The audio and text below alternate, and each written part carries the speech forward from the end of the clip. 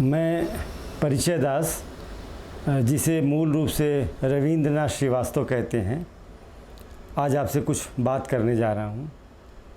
मैं बहुत ही सामान्य किसान परिवार में पैदा हुआ और ये ज़िला था आज़मगढ़, जो अब मऊ का एक नाम रखता है। मेरी शिक्षा दीक्षा भी उस आज़मगढ़ के छोटे से गांव, जो अब मऊ ज़िले के गांव रामपुर कांधी, जो देवलास मेले के पास स्थित है, मंदिर के पास, वहाँ है। आपको मैं बताऊं कि जब मैं छोटा था तो मेरे बाबा मुझे शेख सादी की कहानियाँ पढ़ाया करते थे और साहित्य में बहुत बचपन से उन्होंने रुचि पैदा करने की कोशिश की। उनका नाम था श्री चंद्रभान लाल जी। धीरे धीरे साहित्य ऐसा होता गया कि मेरे हृदय में समा गया और एक प्रेरणा से मिली कि मुझे क्या करना चाहिए। आज जो आप मुझे देख रहे हैं उसमें ज़रूर श्री चंद्रभान लाल जी और श्री राजवंश लाल जी की, जो मेरे छोटे बाबा थे और देवलास स्कूल के प्रधानाचार्य थे, उनकी बहुत बड़ी भूमिका है। इसमें कोई शक नहीं कि मेरी माँ माधुरी देवी और तीनों दादियाँ शहजादी देवी, मेवाती देवी और सिरताजी देवी, इन्होंने कला और साहित्य की बहुत गहरी भूमिका मेरे जीवन में प्रस्तुत की थी। उन्होंने मुझे सिखाया कि लोकगीतों के नायक कैसे होते हैं, कैसे जीवन बदलता है और कैसे जीवन को जी सकते हैं आगे ले चलने के लिए। मेरी प्राथमिक शिक्षा देवलास के स्कूल में हुई, जहाँ मेरे बाबा ही श्री राजवंश लाल जी प्रधानाचार्य थे।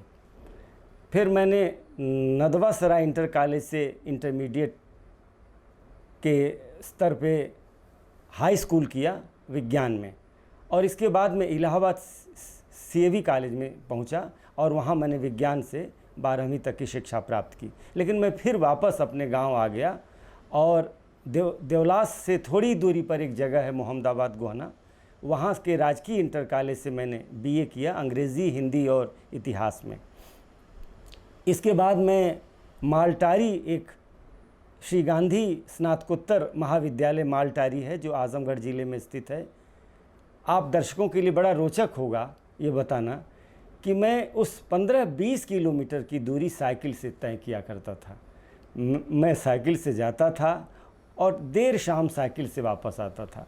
लेकिन यह जानकर बहुत आपको आश्चर्य होगा कि मेहनत करने और विज़न रखने के बाद मुझे प्रथम श्रेणी का अंक MA हिंदी में प्राप्त हुआ और उसी वर्ष मैं यूनिवर्सिटी ग्रांट्स कमीशन का junior fellow all India examination देके हुआ और फिर मेरा PhD में एडमिशन गोरखपुर विश्वविद्यालय में हुआ। यह मुझे बहुत सौभाग्य प्राप्त है कि बहुत मेरे श्रेष्ठ गुरु थे डॉक्टर परमानंद श्रीवास्तव, जिनके साथ मैंने कार्य किया। उन्होंने कोई वैचारिक मुझ पर दबाव नहीं दिया, न मुझे विचार का दबाव दिया, न ही साहित्य की किसी धारा का दबाव दिया। मेरी स्वतंत्र सम्मति विकसित होती चली गई। धीरे धीरे स्थितियां ऐसी हुई कि मैंने डीलिट के लिए आगरा के KM मुंशी इंस्टीट्यूट में एडमिशन लिया और डीलिट प्रारंभ किया मैंने। संयोग से श्री महेंद्र नाथ दुबे, जो उस KM मुंशी इंस्टीट्यूट आगरा विश्वविद्यालय के हेड थे, वो मेरे ही गांव के पास एक जगह मोहम्मदाबाद में, वहाँ के रहने वाले थे। उन्होंने मेरा एडमिशन बहुत इज्जत के साथ किया और यह संयोग है कि मेरा डीलिट अभी पूरा नहीं हो पाया, उसको पूरा करना है। लेकिन इससे प्रेरणा ये मिली कि मैंने बहुत सारे शोध के उपक्रम उसमें तय किए। धीरे धीरे मेरी ज़िंदगी कुछ ऐसी बढ़ी कि मैं अखबारों में कार्य करने लगा, पत्रकारिता में सक्रिय हुआ और बहुत सारे अखबारों में निरंतर लेख छपने लगे।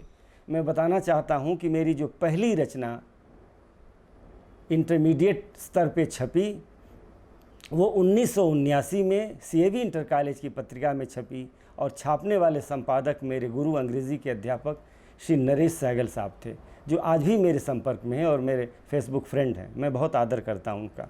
उन्होंने 1980 में भी मेरी कविता छापी। इससे मैं धीरे धीरे आगे बढ़ता चला गया।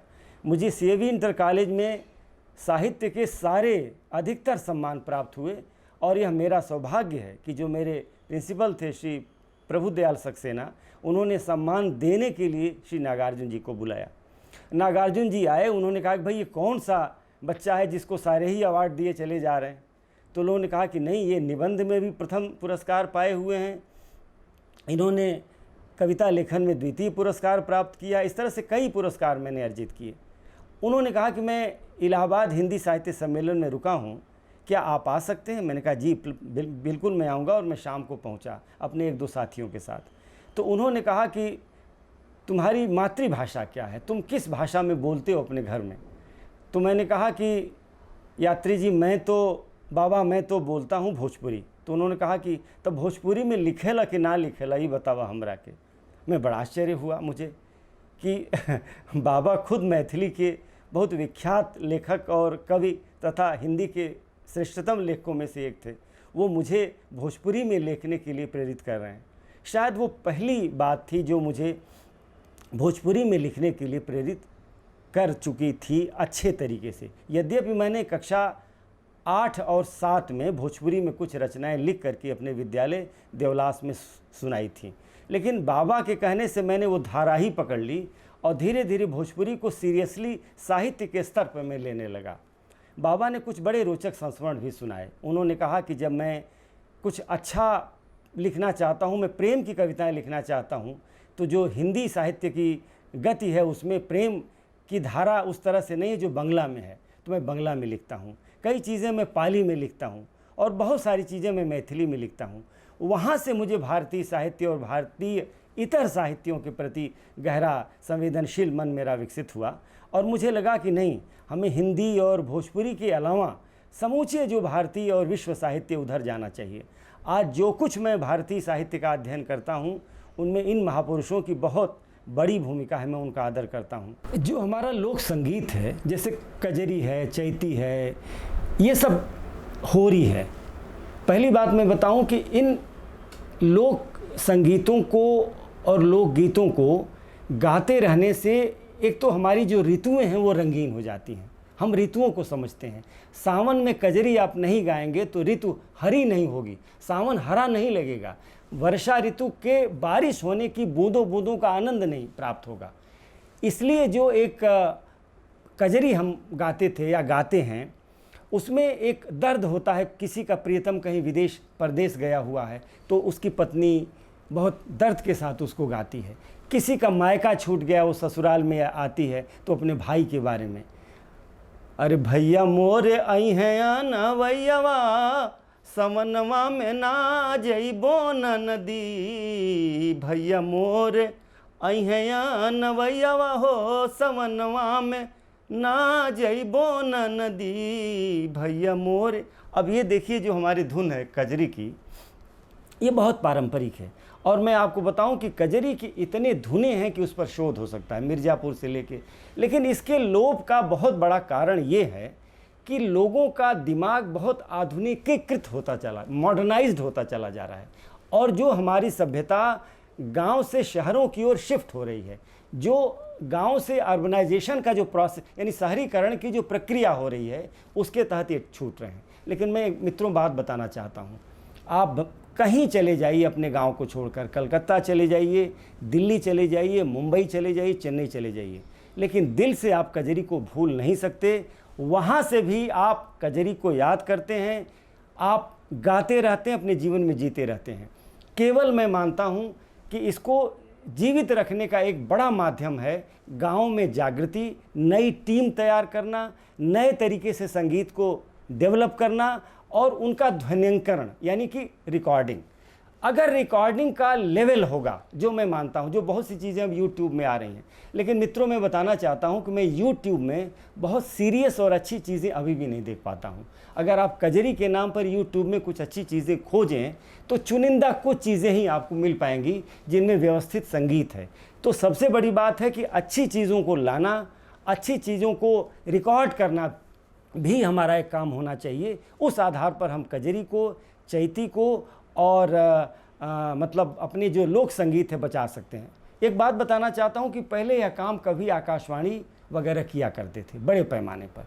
धीरे धीरे जैसे आकाशवाणी का अब उतना उत्साह नहीं रहा, दूरदर्शन का बढ़ा है, लेकिन बहुत सी चीज़ें जो टीवी में आ रही हैं वो बहुत कमर्शियल हैं। उनको लोकगीतों से, लोक कलाओं से मुझे नहीं लगता कि कोई बहुत सरोकार है, कोई कंसर्न है। तो कौन करेगा इसके लिए?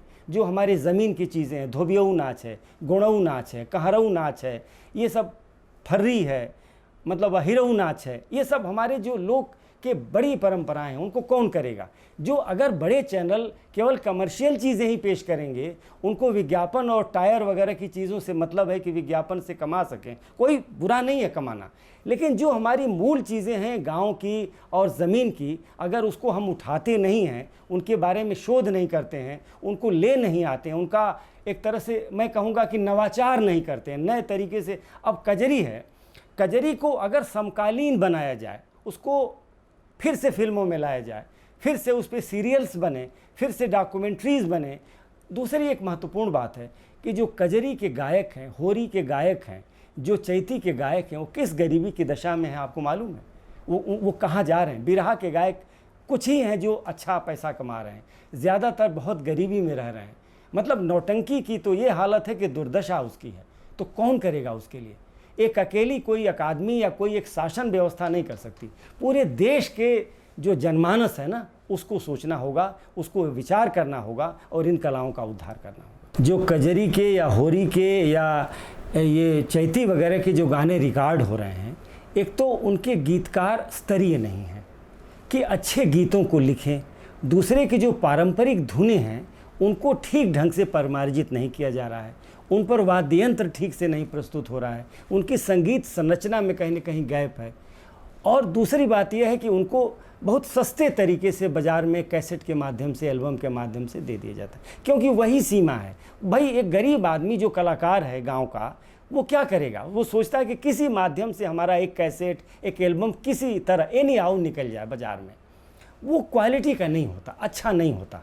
अब टाइम्स नाउ में सब लोग नहीं जा सकते। मूल बात यह है ना, आज तक के लिए जो म्यूज़िक बनता है उसमें सभी लोग नहीं जा सकते। सभी लोग क्लासिक और उपशास्त्रीय संगीत में जो बड़े बड़े बनारस के लोग हैं वो जैसे जाते हैं, वैसे गांव का सुदूर बैठा हुआ चाहे कितना ही अच्छा गायक क्यों ना हो, वो नहीं जा सकता। उसकी शक्ति सामर्थ्य, उसकी सीमा उसके पावर में नहीं है, उसके संपर्क इतने नहीं हैं। देखिए लोक कलाकार बहुत मतलब ज़्यादा संपर्क नहीं रख पाता, उसके जुगाड़ बहुत नहीं है। हमें जाना है उसके पास, उसको हम तक नहीं आ पाने की क्षमता है, तो हमें जाना है, उसको जा करके उसकी रिकॉर्डिंग हमें करना है, ये ज़रूरी है। और जो उसके लेखक हैं, जो उसके संगीतकार हैं, जो वादक हैं और जो रिकॉर्डिंग करता है, उन सबका अच्छा होना बहुत ज़रूरी है। इसीलिए हम लोग ये बार बार कह रहे हैं कि जो फिल्म सिटी है, अगर एक बार अच्छे से बनारस में बने, उसके लिए प्रेरित किया जाना चाहिए। लखनऊ में बने, नोएडा में ठीक से बने, बढ़िया लेवल की बने, और वही एक तरह से गोरखपुर में डेवलप हो। आप बताइए कि नेपाली सिनेमा तो पूरा का पूरा गोरखपुर में आ जाएगा। अगर कायदे से काम गोरखपुर में हो तो सारा नेपाली सिनेमा, सिक्किम, सारे के सारे लोग इधर आ जाएंगे। भोजपुरी पूरी गोरखपुर में आ जाएगी, बनारस में आ जाएगी, हिंदी फिल्में अच्छी बनेगी। लेकिन इसके लिए बहुत ज़रूरी है कि स्तरीय लोग लिखें, स्तरीय लोग उसका ध्वन्यांकरण करें। जब रामलीला कहीं होती है तो रामलीला की शुरुआत जो है, मान लीजिए 15 दिन या महीने भर की रामलीला, जितने दिन की लोग रखें, तो शुरुआत तो वो वाल्मीकि के रामायण से और तुलसीदास के रामायण से वो करते हैं। लेकिन यह बिल्कुल सही है कि आगे के संवाद वो राधे श्याम रामायण से करते हैं। राधे श्याम रामायण की एक धुन है मित्रों, और मैं आपको बताऊं कि राधे श्याम रामायण पे जितनी देश में चर्चा होनी चाहिए, यह सही है कि उतनी चर्चा न साहित्यिक लोगों के बीच में हुई है, न ही मतलब संगीतकारों में भी ठीक से नहीं हुई, जो उनको सम्मान राधे श्याम रामायण को मिलना चाहिए। यह सच है कि जो रामलीला के गांव-गांव के जो केंद्र हैं वो ज़्यादातर राधे श्याम रामायण से चलते हैं। बल्कि मैंने तो कई जगह जो रिसर्च किया है, देखा है, बहुत सारे जो पूर्वी और दादरा और ठुमरी और चैती, ये सब धुनों में जो राम के गीत हैं, सीता के गीत हैं, विदाई के जो गीत हैं, लक्ष्मण के शक्ति लगने के गीत हैं, वो हमारी भोजपुरी में, अवधी में और मैथिली के लोकगीतों से उठाते हैं। ये बहुत अच्छा है। होना ये चाहिए कि अगर इसका एक सिस्टम बन जाए, एक मॉडलिंग हो कि भाई हमें एक उसकी स्क्रिप्टिंग की जाए कि रामलीला जो प्रस्तुत होगी 15 दिन की। बल्कि मैं आपको बताऊं कि एक मेरी कामना है, मैं बहुत दिन से सोच रहा हूं, इस आपके संवाद के माध्यम से कहना चाहता हूं कि 15 दिन हम भोजपुरी में ही रामलीला करें। 15 दिन हम भोजपुरी में रामलीला करें, मूल रामलीला भोजपुरी में करें। और उसके लिए हमको क्या करना चाहिए, आपको मैं एक सुंदर सुझाव देना चाहता हूँ। हमारे पास जो राम और सीता और लक्ष्मण, बहुत सारे शत्रुघ्न, भरत, इन लोगों पे बहुत सारे लोकगीत हैं, बहुत सारी परंपराएं हमारे पास हैं भोजपुरी में। उन परंपराओं को ले आएँ, एक बड़ी सुंदर सी रामलीला तैयार होगी, स्क्रिप्ट तैयार होगी, और हम 15 दिन उसको इतना अच्छे से प्रस्तुत कर सकते हैं। बट ध्यान ये रखना होगा कि उस रामलीला में राम को आज के समय के अनुसार दिखाना चाहिए। वो अपनी प्रस्तुति उसी समय को दें, लेकिन बात जो रखी जाए वो समकालीन दृष्टि को रखते हुए प्रस्तुत की जाए। इसलिए भोजपुरी मूल में भी, अवधी मूल में भी, मैथिली मूल में भी रामलीला प्रस्तुत की जा सकती है, क्योंकि हमारी बहुत सारी रचनाएं भोजपुरी में मौजूद हैं। किसी भी डायरेक्टर को, किसी भी व्यक्ति को यह पहल करने की ज़रूरत है। यह मेरा आपसे आग्रह होगा।